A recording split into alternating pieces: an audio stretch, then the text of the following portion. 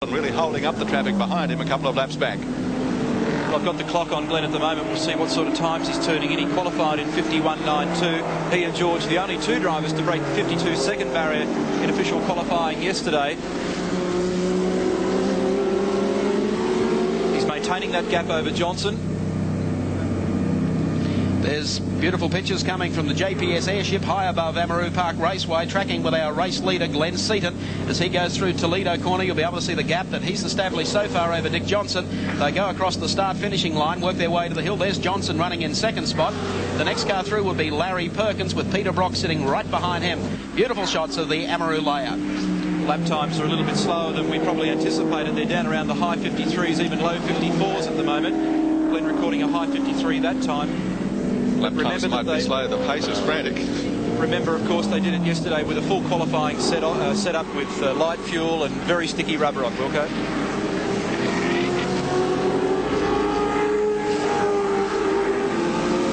Seaton working hard at the wheel, trying to protect his lead. But it's a commanding lead. Seaton in front, Dick Johnson in second place, Larry Perkins running third in this 8th round of the Shell Ultra Touring Car Championship, ahead of Brock, Richards and Fury. Good practice with slower cars and couldn't get a clean run, and was a little bit unhappy about the setup of the car. Yesterday, in some discretionary practice at the end of the day's proceedings, Jim went out and managed to do some quiet laps and just get it all together again. And he's charging through the field at the moment, Frank Gardner and the JPS team. Hand on the watch. Checking the gap between Richards and Johnson in second place, obviously, I'd say, because that's Jimmy's next mark. He'd also be keen to have a look at whether or not Glenn's getting away from him, because that's the ultimate goal. It's 4.1 seconds from Glenn Seaton, race leader in car 15, to Jim Richards in the M3. Seaton leads Johnson, Richards, Perkins, Brock, then George Fury. George seems to have recovered a little bit now from that problem earlier. I know that we'll get some details from Fred Gibson later on. Longhurst all over him. As they go through Dunlop Loop, there's Jimmy Richards going through, as Gary has said. A great start. We'll wait for the rest of the field to come by. There's Perkins, the next one, just sitting back behind Richards. Then Peter Brock. So the Commodores are going well, and just back behind them, of course, another great scrap starting. Fury and Longhurst, yeah, they are really going at it, yeah. Longhurst straight down on the inside of Georgie Fury. There wasn't too much Fury could do about that. He gave him plenty of room too, which was good sportsmanship on George's behalf.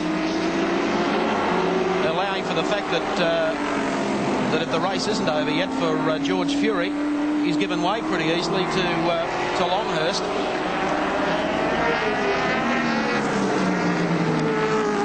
So Longhurst through on Fury, then Mediki, then being followed by Alan Grice and Colin Bond. And Bondy's really going well in the Alpha 75, the Caltex entry. They've been doing a lot of development with the car. They've had some turbo problems in the last couple of rounds. Sandown and Surfers Paradise not going Alpha Team's way. Alan Grice. Oh, look at this. And there's Bondy. Behind him, one of the Kiwis in the Nissan. Grice in the big V8 Commodore really has a battle on his hand here against Bond in the little Alpha. There's the rest of the traffic behind them, as you can see.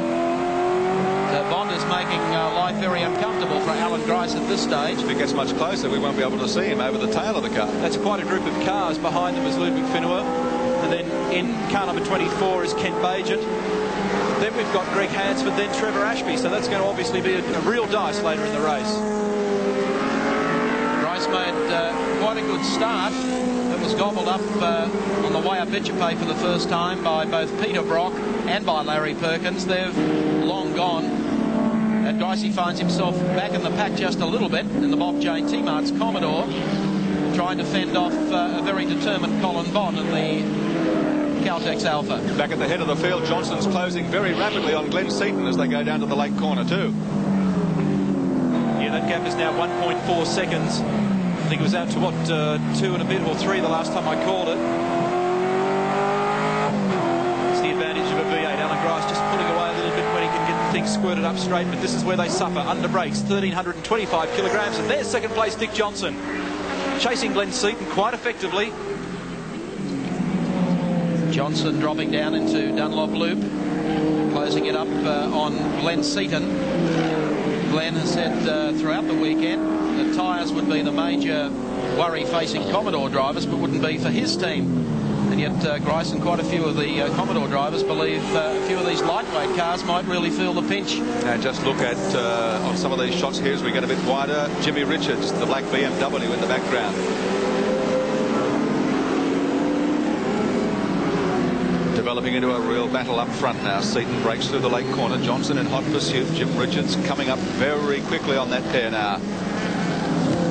Larry Perkins next heads the V8 division, followed by Peter Brock, then Tony Longhurst, George Fury. So Nissan start at 1-2 off the front row.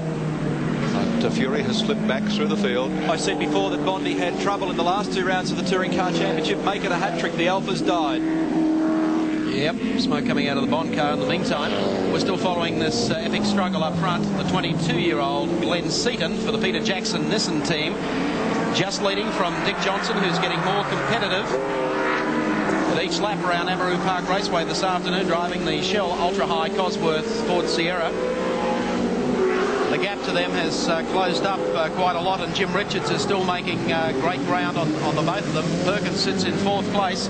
There's 1st, 2nd, 3rd, 4th, back behind them. So Johnson in 2nd, doing quite nicely. Colin Bond heads to the pits in the Caltex Alpha, steps out of the car. Either a motor or he's blown a turbo. Comes straight round. The crew looking at tyres. In the meantime, Tricky Dicky in number 17, sitting right in behind Glenn Seaton in number 15. And I tell you what, this sellout crowd at Amaroo Park Raceway today will erupt if Johnson can take Seaton from behind. The other interesting thing, Mike, is that Jim is closing the gap from himself to race leader Glenn Seaton. It's now 2.7 seconds. Johnson looked like he smoked a tyre, locked a brake coming out of on the corner that time. They make the stretch to the lake turn, the right-hander. Here's Glenn Seaton. Goes into today's round as series leader from Jim Richards. There's Richards lurking in 3rd place at the moment, coming up for the completion of about 17 laps. Lap boards tell us that they're doing about 54-second lap times, so it's a good pace, the 70-lapper. Incidentally, Peter McKay checked with Fred Gibson re the George Fury problem, and he hasn't been in contact on the two-way, so Fred assumes that whatever the problem was, it's cured itself, and it might have been owing to the fact that they went for a reasonably hard compound tyre to start.